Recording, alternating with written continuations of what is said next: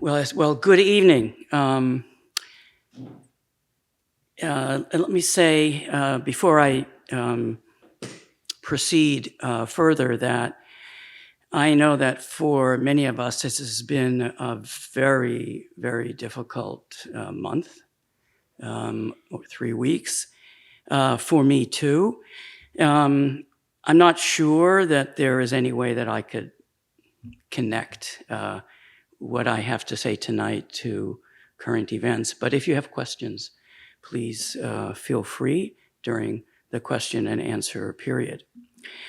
But let us now assume a happier posture. I have to say that it has always been an honor and a pleasure to speak before the Society for the History of Czechoslovak Jews. This is now, I think, my 4th appearance, if I'm not mistaken, and you probably should start asking other people. I'm also very happy to have been invited to take part in this year's 3-part series on the blood libel, the ritual murder accusation, from the Middle Ages to the present. I understand that I've been positioned right in the middle between Professors Magda Teter and Elisa Bemporad, that is to say, between early modern Poland, Lithuania, and the Soviet Union in the 20th century, and excellent. That means I don't have to start from the beginning. Those of you who attended last month's lecture will recall that as far back as the 12th and 13th centuries, Jews have stood accused,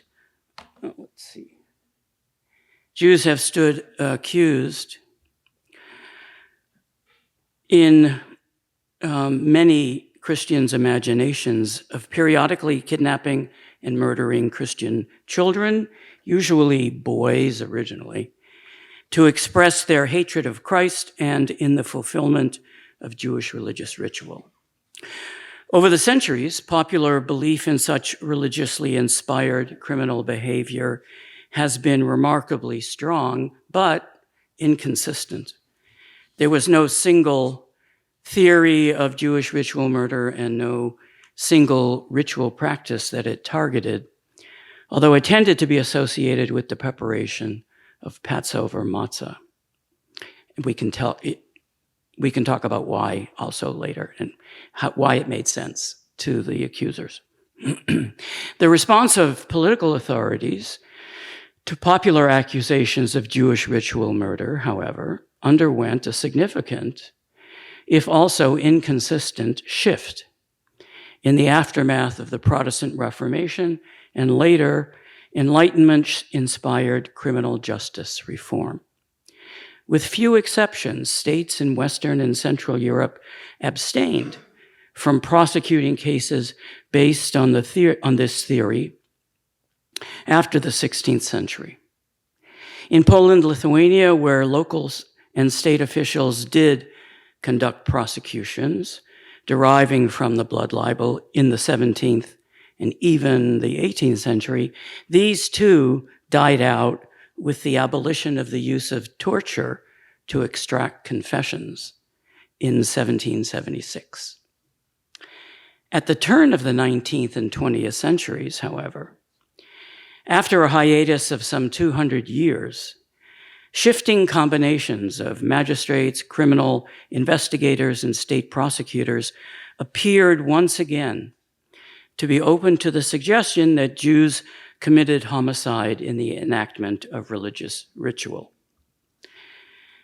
As simple speech acts, accusations of Jewish ritual murder were surprisingly widespread at the fin de siècle, numbering in the hundreds in the 1880s and 1890s.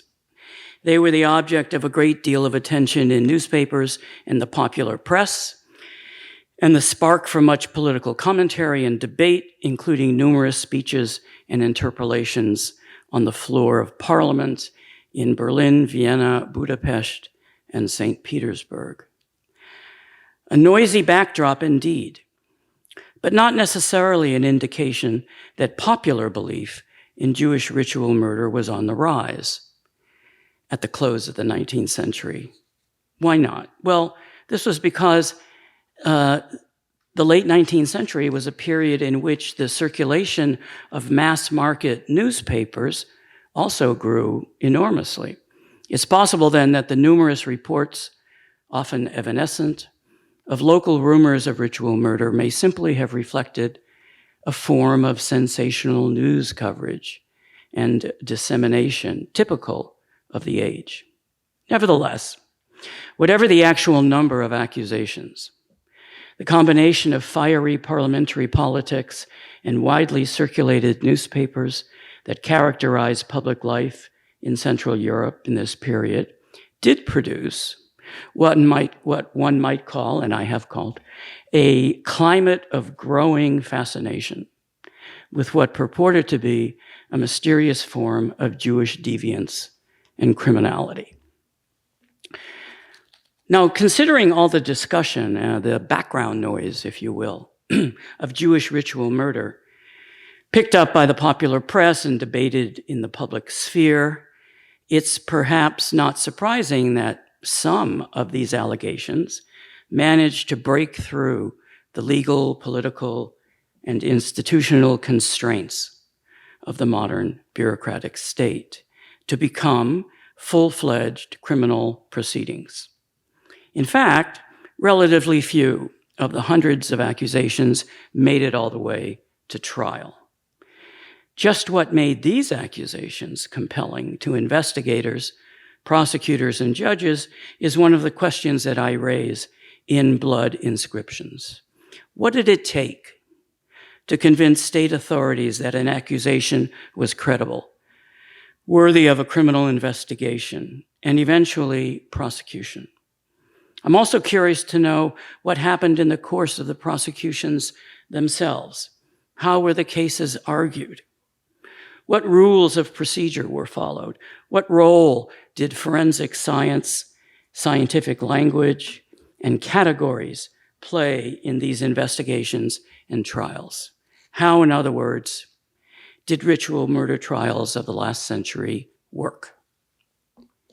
And so let me pause for a moment and show you a chart of the trials, just so you know. It's a two-page chart.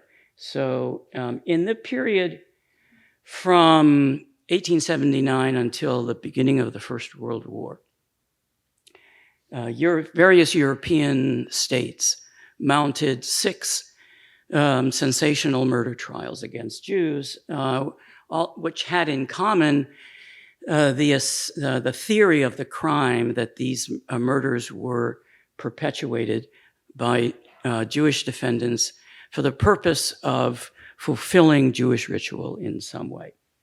The first is not really very close to Prague or us, but rather took place in Kutaisi in Russian Georgia in 1879. This was a case in which 9 Jews were acquitted of the murder of a 6-year-old girl, and all were acquitted. It's important. The second, in some senses, the first really of the fully modern trials, took place in the Hungarian part of Austria-Hungary, in the town. It began in the village of Tisza-Eszlar, and it involved actually 15 Jewish defendants. Given the size of Tisza-Eszlar, you could say that it was almost the entire male population, Jewish male population of the village. Solomon Schwartz, Josef Scharf, and 13 other Jewish defendants. And they were accused either of the murder of 14-year-old Esther Shoimoshi or of aiding and abetting in the crime. It's very complicated. I can go into it.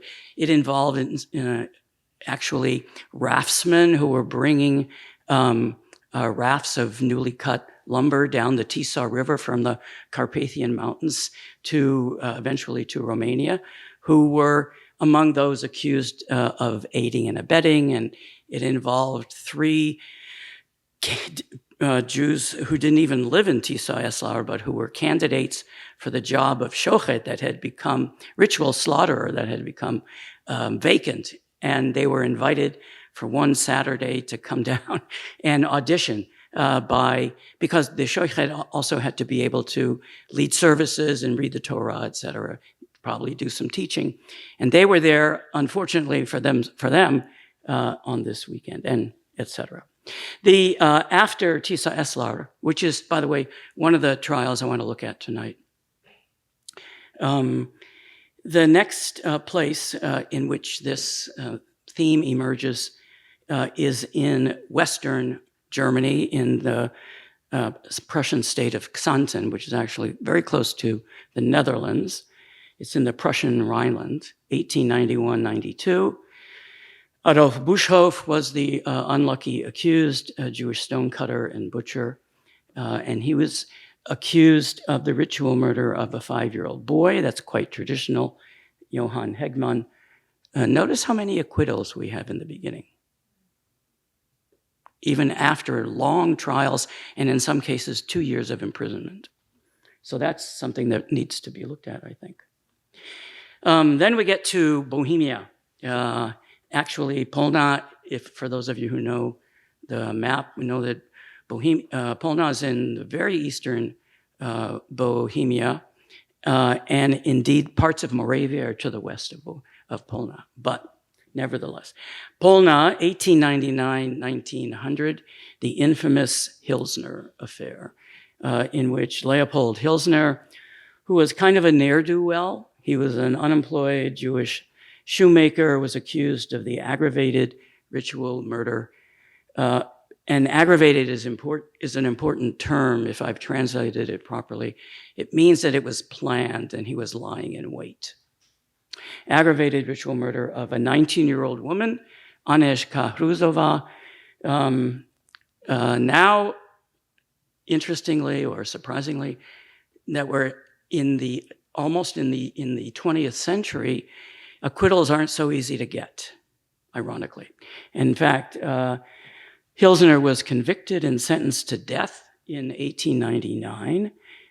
This case was appealed to the High Court in Vienna, and the court ordered a new trial, which was to take place the first trial took place in Kutná Hora, but this second trial would be removed and take place in southern Bohemia in Písek. Again, he's convicted, even though the court in Vienna said, I don't want to hear anything about ritual murder in this trial. Don't talk about it. But he still was, in fact, convicted again, sentenced to death, which was, however, commuted by the Emperor Franz Joseph. During the First World War, it was actually as late as 1918, the new Emperor Charles pardoned Hilsner, who then lived the rest of his life in Vienna under the name Heller. The last of the trials I look at in the book, though not the very last, took place again in Prussia, but this time in West Prussia, which, despite its name, is actually on the border with Poland in East Central Europe. Konitz, today it's in Poland. After 1918, it's been in Poland, Chojnice. And it was a series of trials that took place over about 2 years or so, in which at first Adolf Levi, a Jewish butcher, was accused of the ritual murder of an 18-year-old strong gymnasium student, actually murder and dismemberment. His name was Ernst Winter. This Levi was never tried for that case, but eventually for that crime, but eventually his son, Moritz, was convicted not of murder, but of perjury. There's something to be said for the fact that there was something like 4 or 5 separate trials in Konitz, and the state could never manage to get its act together and and find who had committed this murder. The last of these turn of the century trials, after which there really are none, There are no formal trials right up to the Second World War. Took place in Imperial Russia, today's Ukraine, Kiev or Kyiv, between 1911 and 1913. Mendel Bayless, who was a Jewish brick factory manager, was accused of the ritual murder of 12-year-old Andrei Yushchinsky. And again, a lot of people don't realize that. They all think that Bayless was convicted. Bayless was acquitted by a jury. But in issuing the verdict, the state asked a second question. And the jury allowed for the possibility that whoever did this was a ritual murder, just that Bayless didn't do it. Okay, so these are the cases that one would want to look at that took place between 1880 and the First World War. In Blood Inscriptions, I ask that I argue that these proceedings, in fact, constituted something new. They were different. They were a new phenomenon, I think, in the long history of the blood libel, as well as a new chapter in Jewish state relations. And they're best understood as fundamentally modern proceedings, which I'll have to define, of course. This may seem surprising, so bear with me. By this, I mean that these trials were grounded in and rhetorically structured by rational methods and assumptions drawn mainly from modern forensic science and criminology. The people who investigated these cases and those who prosecuted them in court implicitly felt bound to reject, or at least pass over in silence, the epistemological grounds on which the classical accusation had rested. And the modern trials also exhibited four important features, which I think distinguish them from their medieval and early modern precursors. One, they transpired within legal systems that were structured by modern criminal codes and rules of procedure, a lot like what we have now. In the criminal investigations, number two, in the criminal investigations that preceded the trials, confessions that had been extracted through torture were deemed to be inadmissible. That's very important. Because throughout the medieval period, and again down until 1776 in Poland, the way you got a confession, sort of like today, with intelligence interrogations, the way you got a confession was through torture. Otherwise, a person would never tell the truth. But torture after the 18th century becomes inadmissible. That doesn't mean it never happened, but it's inadmissible in the courts. Three, nearly all the actors in the cases, investigating magistrates, prosecutors, defense attorneys, victims' families, as well as the accused, recognized implicitly the new epistemological rules under which the trials could proceed. In particular, the requirement that they be argued in the language of modern forensic science. As it were, that people knew the rules of the game, and they were committed to operating according to the rules of the game. That made this something totally different than it had been. And four, also important, and I would say somewhat different than the atmosphere in the contemporary United States, scientists, medical practitioners, and academicians played an outsized role in the presentation and in the evaluation of evidence, and they were viewed with great respect.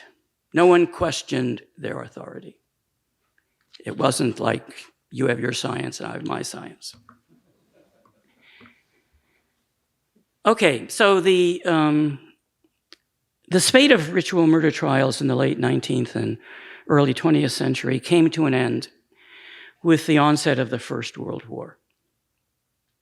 I suspect that the war itself and the violent revolutions that ensued played a part in this development, perhaps because the structure of plausibility on which the trials had rested had long since fallen apart, or perhaps because war and revolution had transformed the world beyond recognition, offering a specter of violence that rendered tales of Jewish ritual murder quaint by comparison.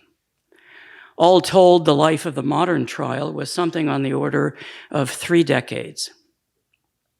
Worthy of our attention, both as a phenomenon that seems to be historically misplaced and for its relatively short duration. In their heyday, these trials transformed the political and cultural landscape, disrupting the equilibrium of Jewish social and communal life, revealing a significant domain of cultural misunderstanding and suspicion, and calling into question the liberal assumptions on which Jewish emancipation had rested. Those assumptions being that the fundamental humanity of Jews, their status as Europeans, and the shared values of Jews and their non-Jewish neighbors. So I mentioned I wanted to talk about 2 trials. First, our Hungarian trial. The events, here we go. You might say the events behind the trial took place in this small village called Tisza, which is on the, as you can imagine, on the Tisza River. The trial itself was held at the district capital of Nyíregyháza.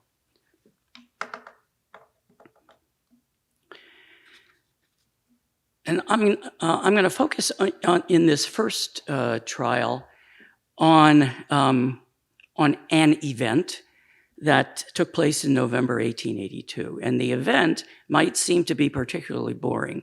It was when a new defense attorney issued an application, an appeal to the court in Nyíregyháza. This is how it goes.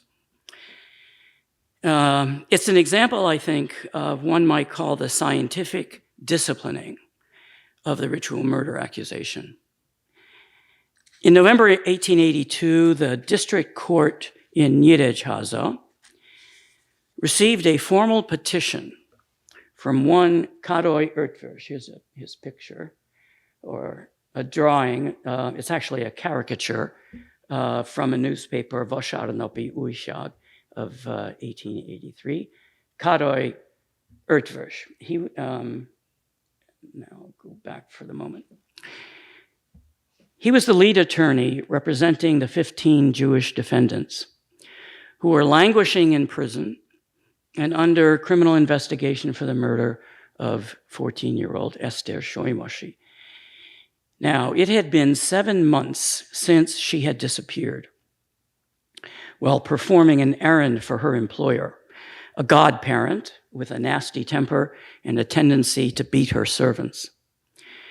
More urgently, from Eötvös's perspective, this was also a little over 4 months since a forensic examination and autopsy had been performed on the corpse of someone's body who had floated up to the top of the Tisza River, had been performed by a small team of local physicians, as I said, on a female corpse that had washed ashore on the banks of the Tisza River near the village of Tiszadada. It's probably too small even to show. About 20 kilometers from Tisza. Okay, the purpose of the detailed brief to the court was to challenge the methods and conclusions of the earlier procedures and to call for an entirely new forensic examination of the body. It's a bit like CSI, Tisza, right? The attorneys representing the Jewish defendants had not even been appointed until weeks after the original arrests the previous June.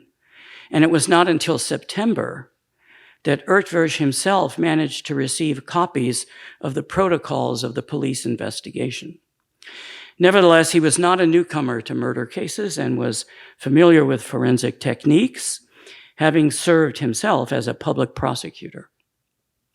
He knew that a good deal of the state's case against his clients hinged on establishing the identity of the so-called Tisza Dada corpse, its probable age and the cause of death. And he had a strong feeling that the original medical team's report contained numerous scientific errors. And so, to prepare his petition to the court, Ertwersch consulted with a noted surgeon at the University of Budapest Medical School, who in turn brought in a second physician with expertise in examining corpses that had been submerged underwater. I probably should have warned you earlier that some of these descriptions might be a little much. So this was a corpse that had been underwater for weeks.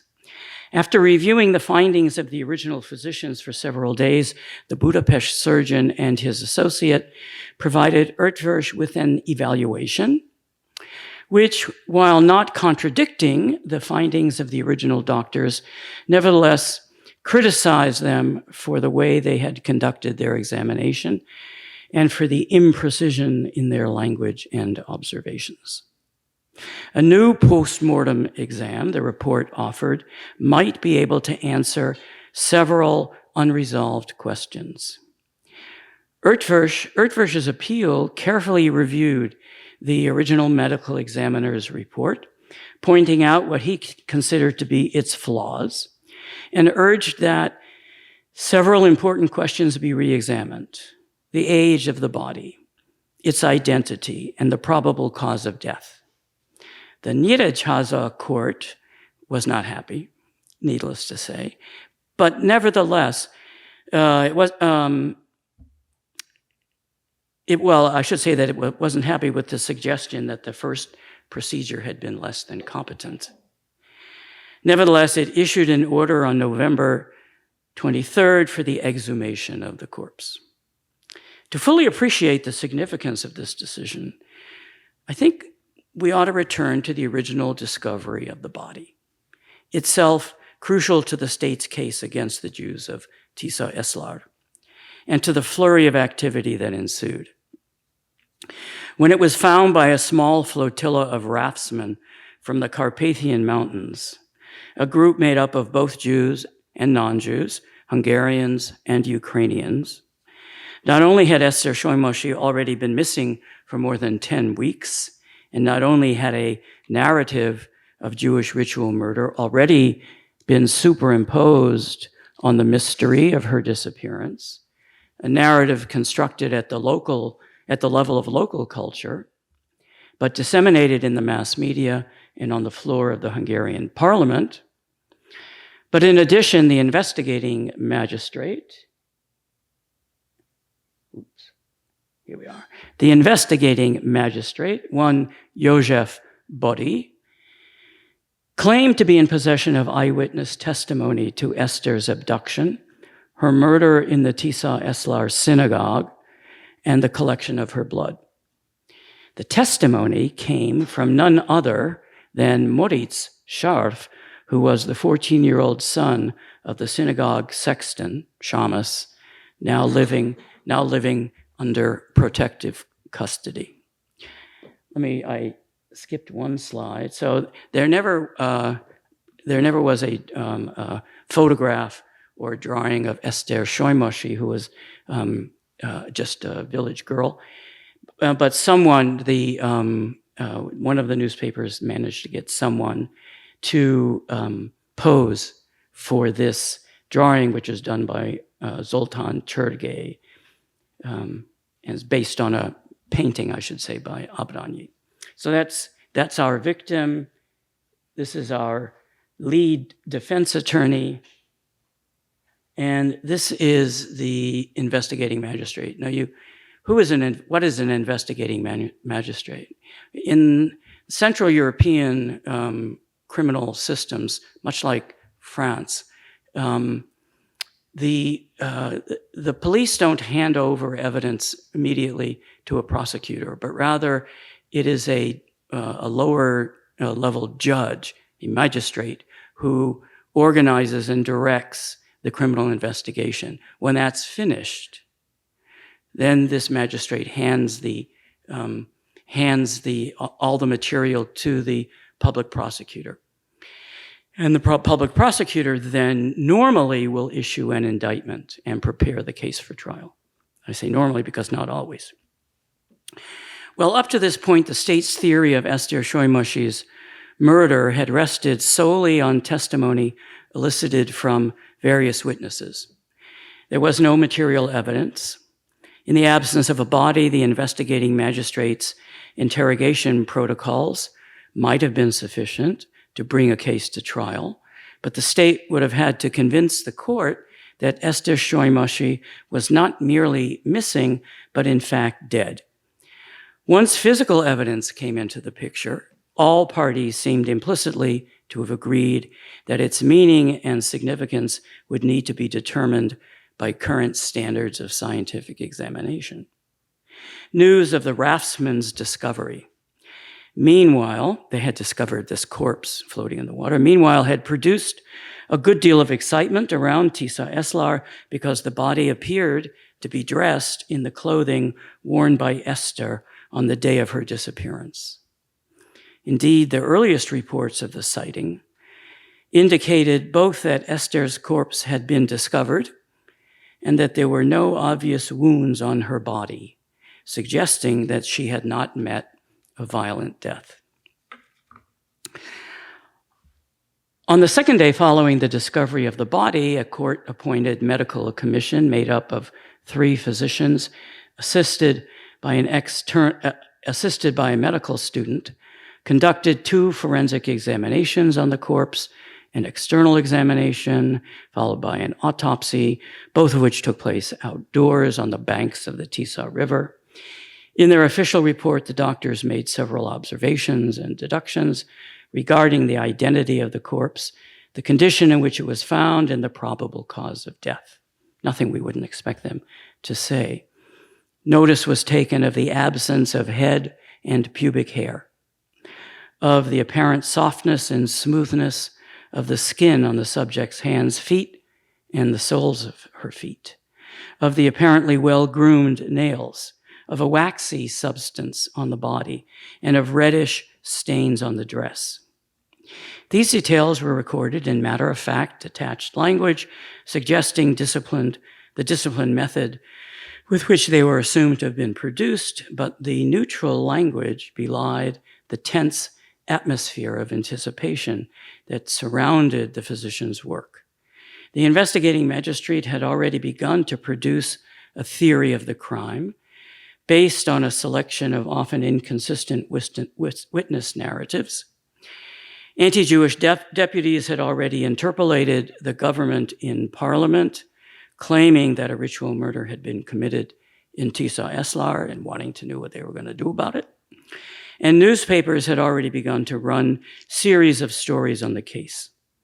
Any one of the physician's measurements or conclusions could potentially have had the effect of bolstering or of undermining one or more of the theories of the prosecution.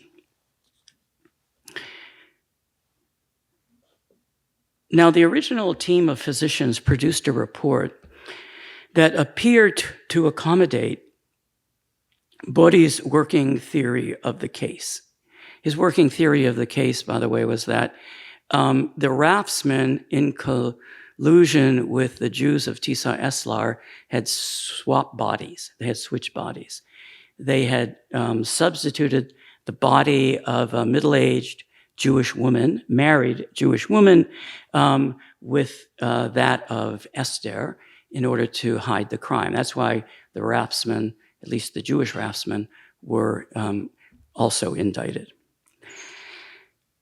So what did the doctors say? Well, from the relatively well-preserved condition of the body, the doctors concluded that the death could not have occurred more than 10 days before the post-mortem exam. instead of 10 weeks before the postmortem exam. From the delicate nature of the skin on the hands and feet and the seemingly well-manicured nails that they observed, actually, as it turned out, these were empty nail beds. They weren't nicely manicured nails.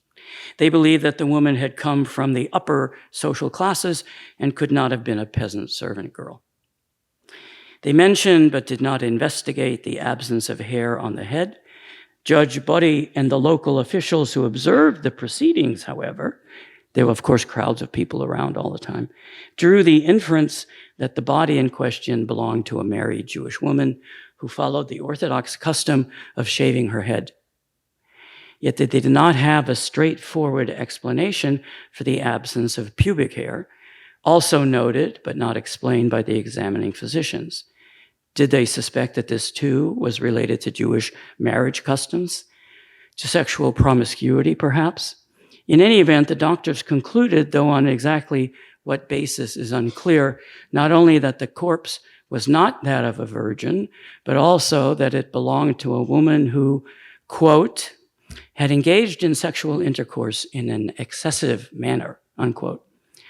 As to the cause of death, the doctors ruled out drowning and pointed instead to pneumonic anemia. In other words, there was no air in the lungs, along with other illnesses, because the lungs, the right chambers of the heart, and the veins contained only small amounts of blood. As I mentioned,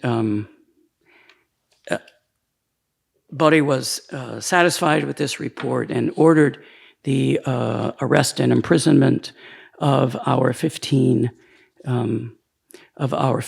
defendants. He also ordered that the corpse now be reburied. They were already arrested and imprisoned.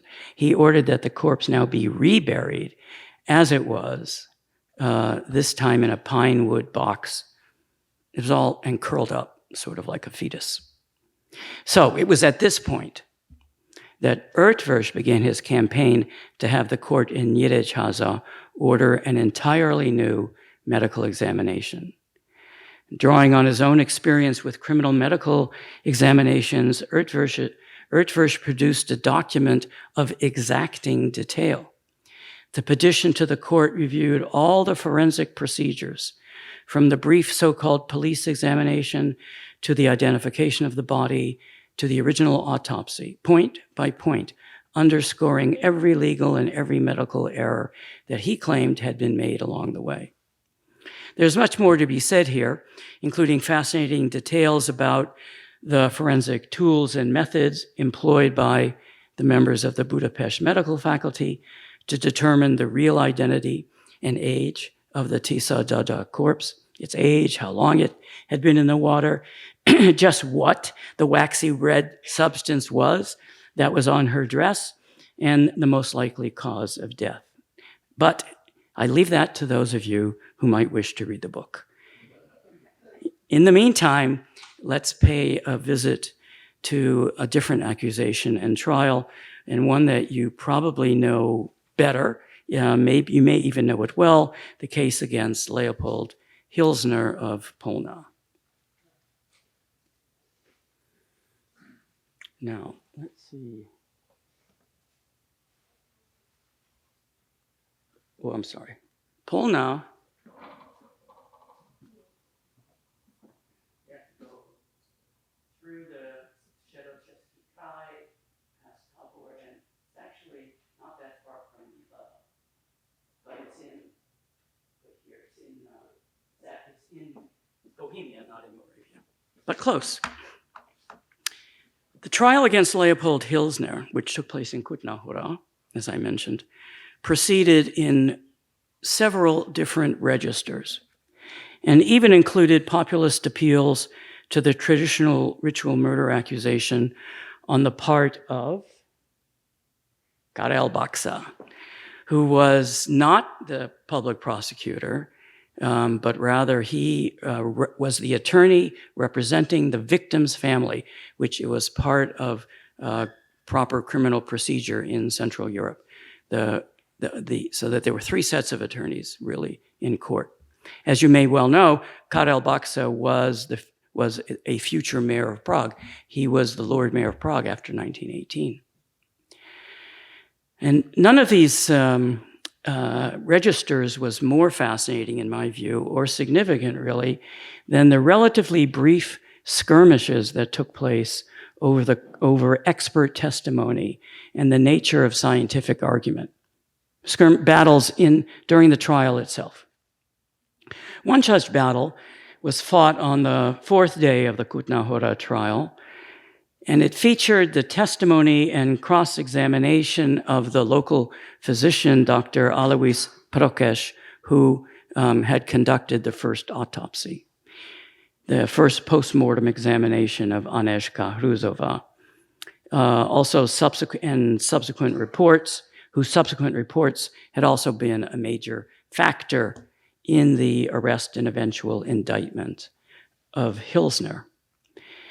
Baxa, the family's attorney, who was not shy about introducing the theme of Jewish ritual murder as a likely motive for the crime. He led off the questioning, and his goal was to elicit the doctor's professional endorsement of his own theory of the case, to confirm, using medical language and categories, a narrative of ritual murder. So how do you do this? To get this endorsement, Baxa circled carefully, focusing on secondary details of the condition in which the corpse was found. So if you will allow me, I'd like to read to you from the trial transcript, these parts in my own translation. First, we begin with Dr. Baxa. It appears that the dress on the deceased was torn violently. If someone wished to slit someone's throat, would he have to strip the clothes to the waist? And then the doctor says that would not be necessary. Now, if you're thinking, well, he's not leading to a theory of ritual murder, wait, not yet. Baxa says the dress was ripped off. When did this take place? During the murder or after? The doctor, during the murder.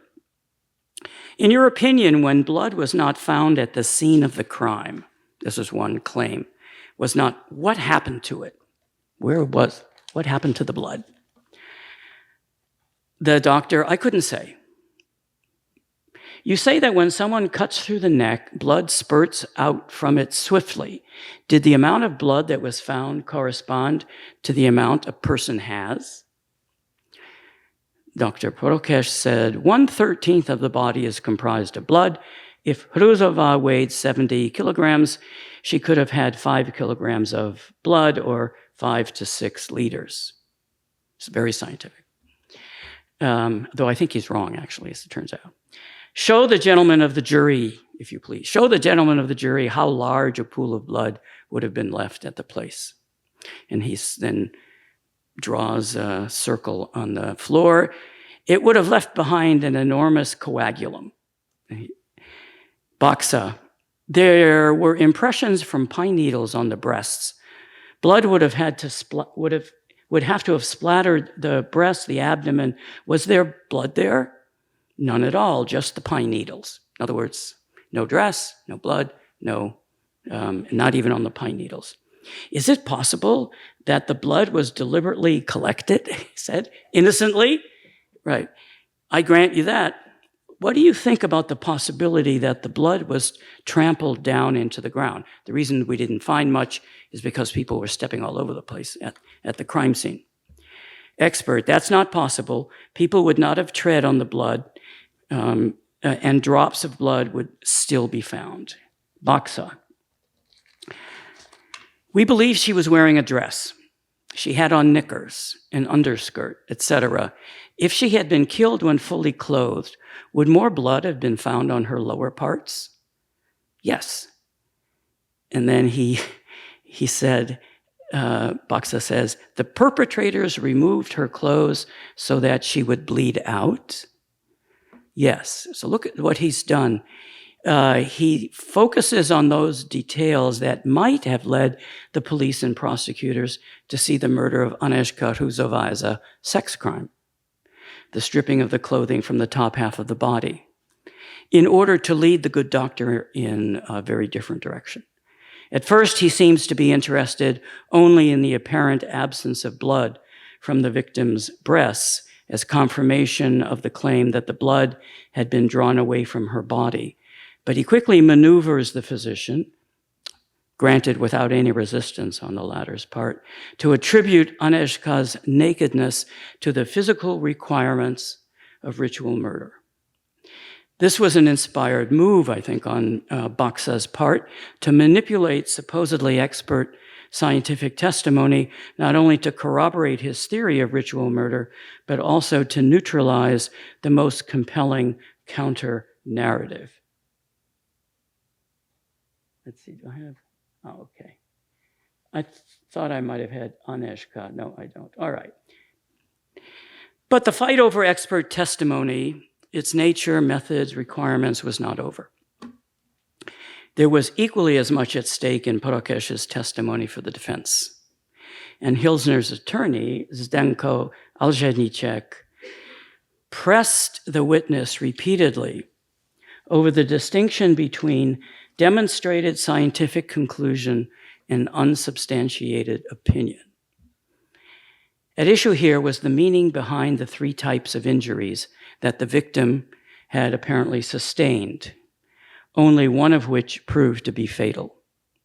Alžedníček, you mentioned the order of the injuries, first to the head, then strangulation, and then the cut. You maintain that it was carried out in this manner in order to render her unconscious. In other words, first she was hit in the head a few times, I think it was maybe even 8 times. Then she was partly strangled, and then finally her throat was cut. That's what the state is claiming. You maintain that it was carried out in this manner to render her unconscious. Like, why do all 3 things? How do you substantiate this? What serves as the basis of your claim that he wanted to stun and not to kill her? The doctor says, if he had wanted to kill her, the injuries would have to have been carried out with greater strength. Well, what if he didn't have that strength? If it had been unsuccessful, he would have hit her with greater force where the bone was smaller. Yes, if he were a physician. The doctor, he would have known. Alžedníček, I wouldn't have known that right away. The injuries then weren't carried out from the back, or were they carried out from the back? Expert, yes. You testified that she had on 2 dresses, had very thick hair. It must have taken a lot of force to kill her. It appears so. Přijde na to. Someone would have had to have been very strong. The doctor, it's not the same for everyone. You say that he only wanted to stun her. Expert, we said that he hit her with a rock, then tossed a cord around her and pulled. But the lawyer says, but I'm asking for you to substantiate your claim that he only wished to render her unconscious. Because this is what the state's attorney was saying, that these preliminary forms of violence, acts of violence on her, were not designed to kill her, but only to render her unconscious. Why? Well, so that she would be more or less lifeless, and then her throat could be cut and the blood collected, though the state doesn't go into tremendous details on this. So I'm asking you to substantiate your claim that he only wanted to render her unconscious. And the expert says, I don't know how I could prove it.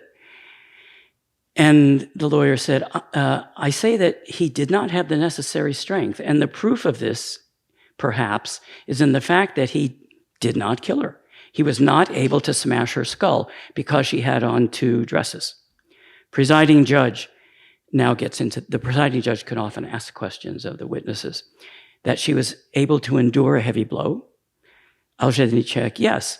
And from that, you conclude that the as yet unknown perpetrators did not want to kill her. Prokeš, I believe that he wanted to stun her so that she would be unconscious and he would be able to work on her. I cannot know what the intention of the perpetrator was. I maintain he wanted to stun her. And then Alženiček begins a lecture. If you do not know, then don't assert it. Now please demonstrate it. It's not a demonstration to say because she had those strangulation marks, the perpetrator did not wish to kill her. Rather, it is precisely because he might have strangled her that we must conclude that he failed in killing her. You're claiming that he did not intend to kill her. And the judge, still trying to see if he could wrap his head around this. The blows to the head, you mean? And the doctor says, I maintain that he wanted to render her unconscious. Alženiček, well, I want you to demonstrate that scientifically. Dr. Baksa, and then he says, Dr. Baksa, please don't prompt him all the time. It's like school. I would like you to demonstrate this scientifically. Then the judge again interrupts and says, can it be demonstrated scientifically? Which, of course, is the whole point that Alženiček is trying to get to. And which Alženiček answers, then he should not maintain it. The presiding judge, the expert deduces that when he sees a wound to the neck and strangulation marks, wounds to the head, which in and of themselves are lightly injurious, he forms the conclusion that this was in preparation for the main act, the cut to the throat. The lawyer, but this is not a scientific conclusion. The judge then says, I believe that based on observation, it's not possible to say whether the blows to the head were made before, that it has to be assessed as a whole. And Alženiček says, well, that's something for the court to determine, but an expert witness must demonstrate it. What's most remarkable in this exchange, I think, is the unwillingness or inability of Dr. Prokeš to understand Alženiček's objection to the characterization of his surmise that the blows to the head and the strangulation marks indicated deliberate attempts to render the victim unconscious, that the killer or killers had intended only for the cut to the neck to produce the victim's death. Could the witness establish this claim scientifically, the defense attorney wants to know? Prokeš seems to be taken aback by the question. He claims that he's offering an opinion by virtue of his status as a medical expert, hence an expert opinion. Alženiček counters that if it can't be substantiated scientifically, the court has no business presenting it as scientific testimony. It was nothing more than an opinion reflecting one possibility among several, and not a very compelling one at that.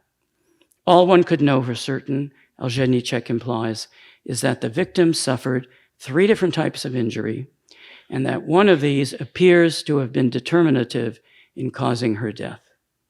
There is nothing in the evidence itself that would lead one to conclude that the attacker wished first to stun the victim, to render her unconscious, and only then to kill her. This was a crucial point, since intentionally or not, Prokeš's opinion conformed to the underlying assumptions of a ritual murder narrative. It spelled the difference between a simple murder and a mysterious one. Do I have a little time? 5 years ago, I had the pleasure of speaking in this room about Czechoslovakia's first president, Tomáš Masaryk, his commitment to liberal democracy, and his personal engagement with the Hilsner affair, interventions that came at great personal and professional risk. I don't wish to repeat that narrative now, though it is a good one, but I do want to point out that Masaryk's tactics proceeded very much along the lines of Alženiček's courtroom interrogations. They challenged the reliability of witness accounts and the viability of the prosecution's case by scrutinizing the scientific procedures of the state and the results they produced. You will recall that Masaryk was drawn initially into the growing debate over Hilsner's guilt or innocence through the intervention of a former student of his at the University of Vienna. That's before he went to Prague. The former student, like Masaryk, a native of Moravia, had become a contributing editor to the Neue Freie Presse and had written to his former professor for his thoughts regarding the fact that both the liberal and the radical press in the Bohemian Lands had come out so passionately against Hilsner, as well as against the French Jewish officer Alfred Dreyfus, by the way, whose retrial at Rennes on the charge of treason had ended less than a week before the start of the Kutná Hora proceedings, a coincidence that was not missed by the anti-Semitic press. The student's question, as well as the professor's response, which not surprisingly was published in the Neue Freie Presse, triggered a series of events that soon led to Masaryk's direct engagement with the Kutná Hora proceedings, in particular with the forensic methods used in the case. His call for a judicial review of the trial, his very public campaign against the myth of Jewish ritual murder. One of the first things he did was to go out and buy the entire stenographic protocol of the trial, which you could do, by the way, on many street corners, so that he could read over the medical reports. It was this early engagement with the medical and forensic record that motivated Masaryk to publish the short pamphlet, The Need to Review the Polna Trial, Nutnost revidovat proces Polenský, which directed a devastating critique at the Polna investigation, its forensic mistakes, and the trial itself, and which was quickly confiscated by the Austrian authorities. They thought it might cause disturbances. Over the next several months, Masaryk threw himself into all aspects of the case, paying close attention to what he took to be highly questionable methods and conclusions on the part of the forensic investigators, the imprecision of their language, the clumsy way in which they handled the examination of the area within which the body was found, their presumptions regarding the positioning of the body, their determination that the Březina woods was the place where the murder took place. Masaryk felt that it was had been committed somewhere else.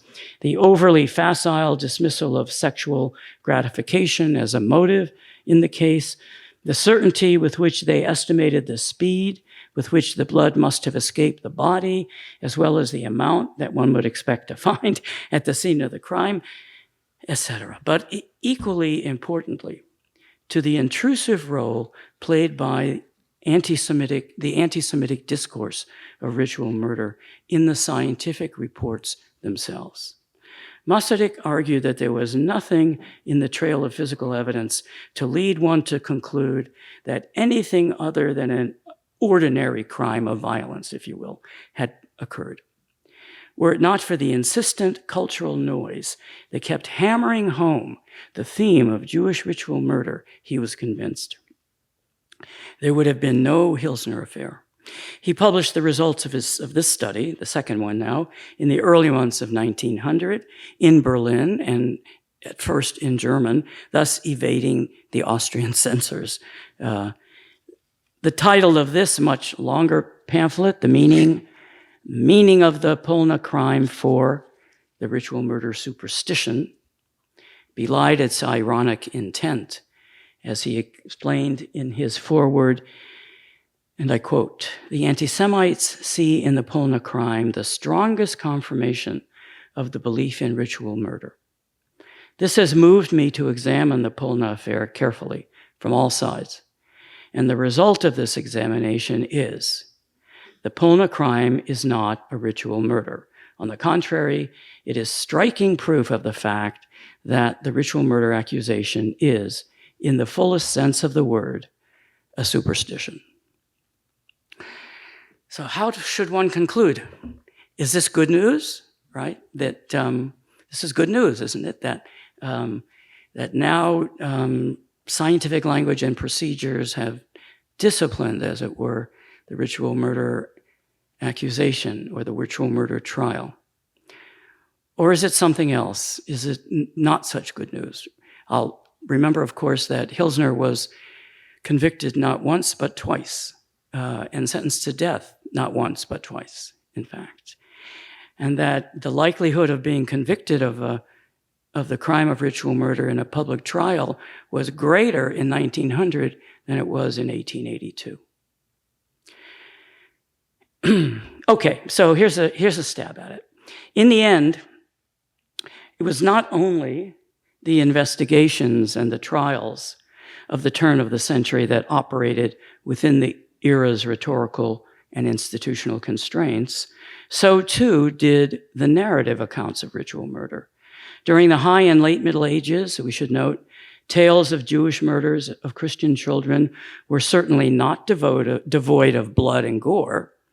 Scenes of physical and psychological torture, piercings of the body with needles and knives, circumcisions, and exsanguination merged with symbolic reenactments of the crucifixion to produce narrative and visual representations of Jewish crime. This, if you were here last month, this woodcut illustration from 1490, from a 1493 history of the world, will be familiar to you. This is Simon of Trent, a reenactment or reimagining of the death of Simon of Trent, in which on one level is a ritual crucifixion. That's how it's imagined. On another level, it also involves sadism and torture and bloodletting and even circumcision. But these representations were consistent, at least, with coherent theological understandings and expectations. Caroline Bynum, in her book, Wonderful Blood, which is a wonderful book, by the way, you should read it, reminds us that the theme of Christ's own exsanguination, the complete draining of blood from his body, was a salient element of late medieval piety.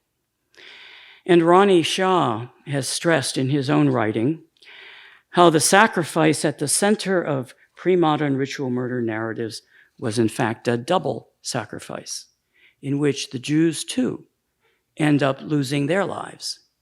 Indeed, both sacrificial elements contained a message of redemption. These are his words. By exposing the, quote, crimes of the Jews and avenging the, quote, murders, sacrificing the evildoers to the offended deity, the townsfolk celebrated the triumph of Christianity and avenged and vindicated the historical crucifixion of Jesus. A ritual murder discourse functioned as a form of imitatio Christi. Just as the Christian community dispensed justice, so too could pious Christians expect divine justice at the end of the world.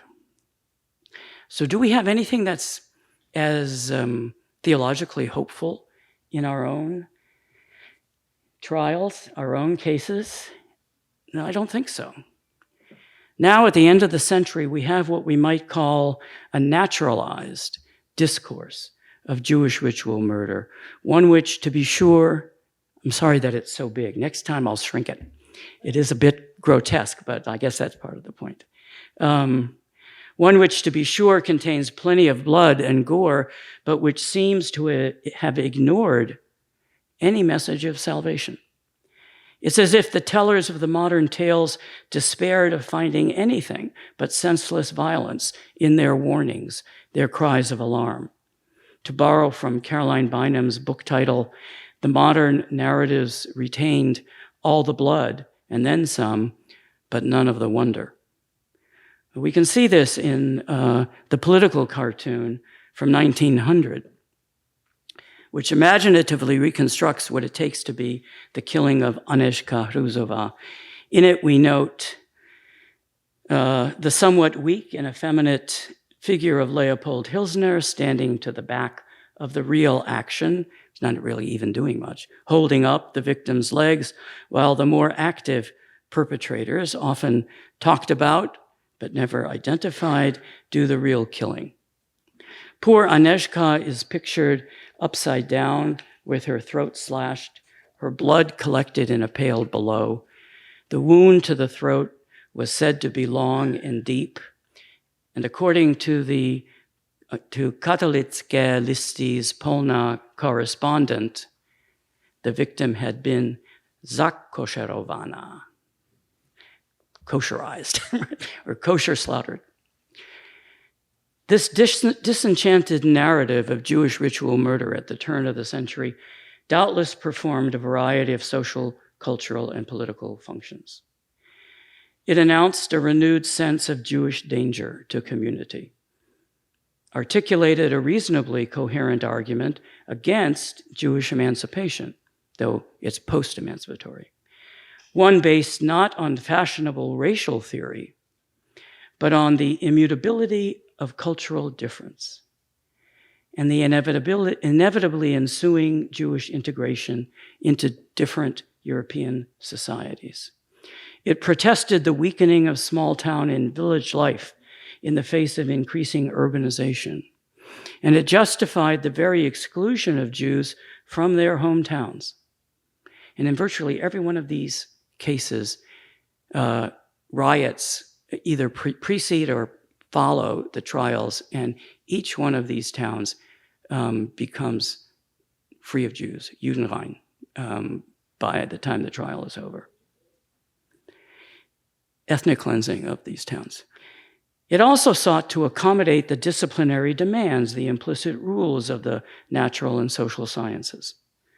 But as narrative, as a story that non-Jewish Europeans might tell themselves about how the world worked and what meanings they could derive from it, this naturalized discourse of ritual murder was a most impoverished vessel, containing little that was hopeful.